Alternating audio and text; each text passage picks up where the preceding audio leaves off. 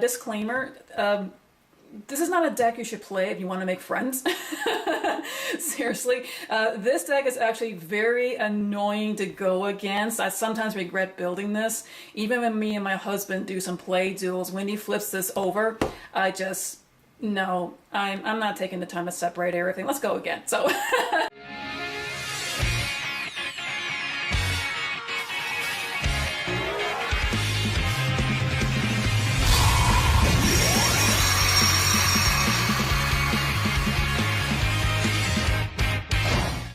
Hello fellow dragons, it's your local dragon lady here with a deck profile.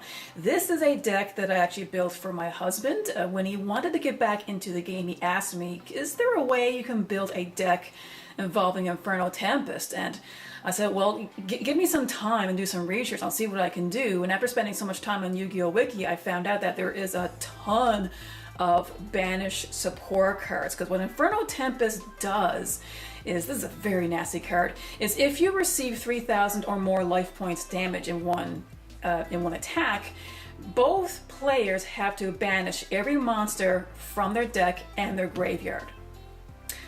Yeah, that sounds insane. So after going through all the support, so much Banish support out there, so I basically built this with numerous strategies. The obvious strategy is to trigger Inferno Tempest to basically thin out your opponent's deck and possibly deck them out or get rid of their monsters so they can't play anymore. Gren Manju can basically be pumped up to ridiculous attack levels.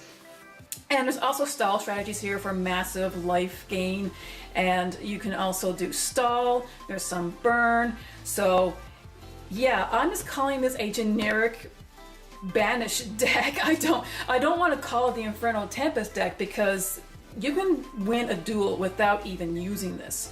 The more you can banish from your opponent, the better, especially when it comes to pumping this guy up. But without further ado, let's get to the profile.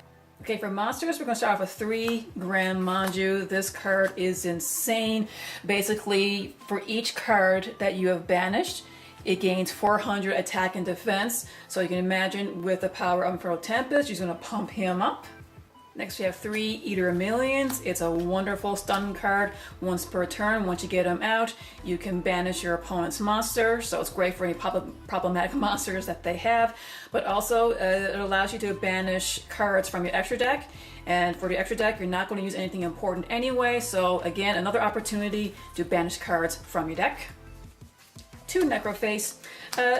I'm glad this card is limited to 2, but even if it wasn't, I still recommend you only use 2. This card can be very tricky because if it is banished with the Inferno Tempest, it means both you and your opponent have to mill cards from your deck to the grave. So you need to be careful that you don't deck yourself out, because playing with and going against this deck, that has happened. So she is a real good card, especially when you bring her back to increase her attack, but use with caution. 2 Lava Golems. I love this card. This is kind of like a kaiju. Basically, you can get rid of 2 of your opponent's problematic monsters, and of course, if they're not able to deal with it, well, they take 1,000 burn damage into their standby phase, so hey, why not? 2 Jizukuru and 2 Dagoran Kaijus. The reason why I had these Kaijus is not just to get rid of a problematic monster, but the important thing is their attack power.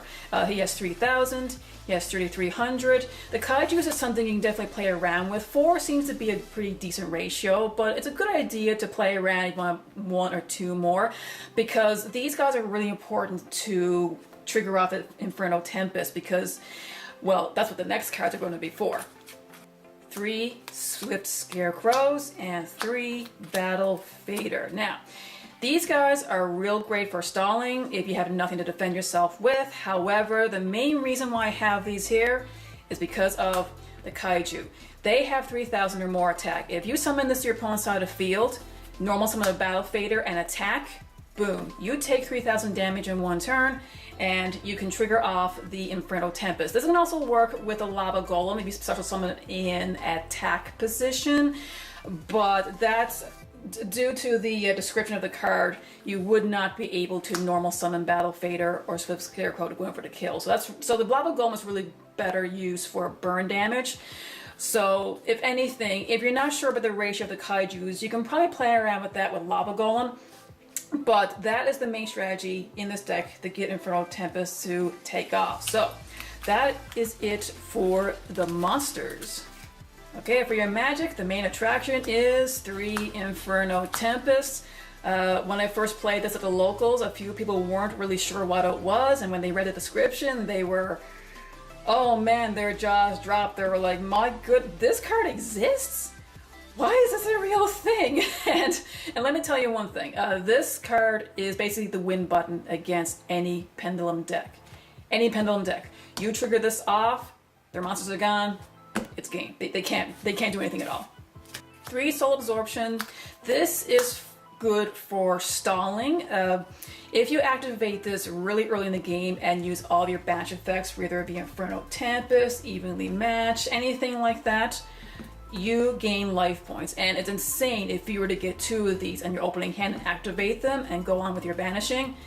Yeah, you don't need much to defend yourself with. There's been a game I probably had 20,000 or more life points around that. So even if your opponent has a few beat sticks, say, they could have like 2 Dark Matter Dragons.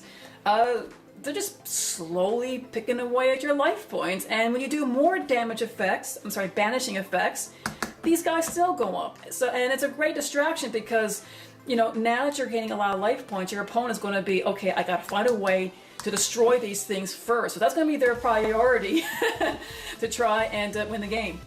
2-dimensional fissure. I did play with 3, but you don't really want to open with more than 1 of these in your hand. The general idea is when you activate this, any monster that goes to the graveyard is now going to be banished instead. Again, it's going to annoy your opponent, but it's great for you, especially with the soul absorptions. It's going to mean more life gain for you, and it's going to pump up your Gren Manju even more. For back row destruction, I have 2 Twin Twisters and Hey Tyrannade.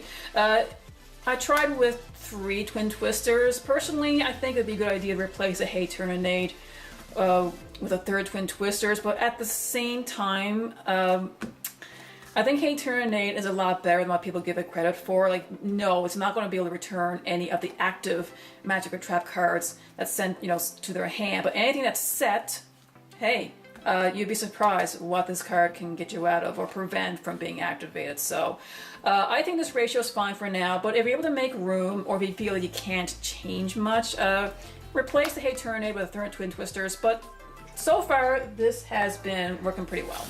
Okay, draw power. We have 2 Pot of Desires. I strongly recommend only using 2 because, like the Necro face, this has the ability to deck you out if you're not careful. So my husband wanted to try with 3. I strongly recommended against it, but you know, it's up to him. He wants to swap it out or not. But if you want to experiment with 3, you know, that's fine. But with my experience, I think you only need 2. You know, that's going to be 20 cards that you banish to pump up your Gren Manju and or your massive life gain, and plus you draw 2 cards. So it's a really good card, but in a deck like this, again, just be cautious when you're using it. 3 Pots of Duality. Wonderful card, allows you to draw 3 cards, pick 1 and shuffle the rest. You do have to be a little bit careful though, because the Kaijus is a special summon. So if you do decide to use a Pot of Duality and you're in a perfect situation to summon a Kaiju, I would hold off on this and use a Kaiju move first.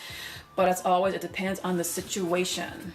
And 2 Pot of Extravagance. In this deck, there is an extra deck, but it holds no purpose other for Eater Millions and of course to use this card. You won't be summoning anything from the extra deck, so that's why this card is extremely powerful in this build. Okay, for traps, we have 2 Evenly Matched. Hey, it allows you to banish and get rid of, well, almost all of your opponent's cards if you're not controlling anything, and you can use it from your hand. So hey, more cards to be banished, it can be more life gain for you. 2 Trickstar Reincarnation. Wouldn't mind trying it with 3. 2 seems to be working so far. This is just a real great disruptor. Now, the unfortunate side effect is your opponent will be able to draw a new hand.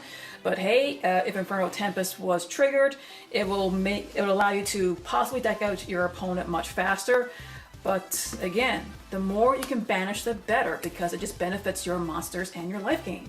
And one of the best cards in this deck is 3DD Dynamite. This is only really good later in the game, because if you use Inferno Tempest, Necrofacer, or anything, if you have a big pile of banished cards, flip this up and it can result in an OTK, especially if you have the 2 of them. You inflict 300 points of damage to your opponent's life points for each of your opponent's cards that's been banished. So yes, it can be monster, magic crap, doesn't matter. Face up, face down, anything. As long as it's banished, they got like half their deck is there, flip it up, bam. You'd be surprised how many games have been won with this one card. It is wonderful and annoying at the same time. For your extra deck, again, you don't need anything special. You can use anything. So this is, just for the lulz. This is what I put into the extra deck. Nothing important at all. You're only using this for the Eater of Millions to special summon him, and to get out, well, to use your pop extravagance or draw power. So, just put in whatever you want.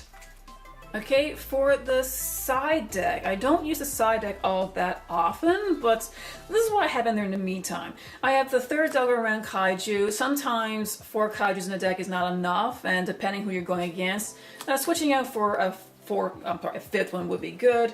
2 Aloof Lupines. This is actually really neat. The only useful play you can really use with this is with the Necroface.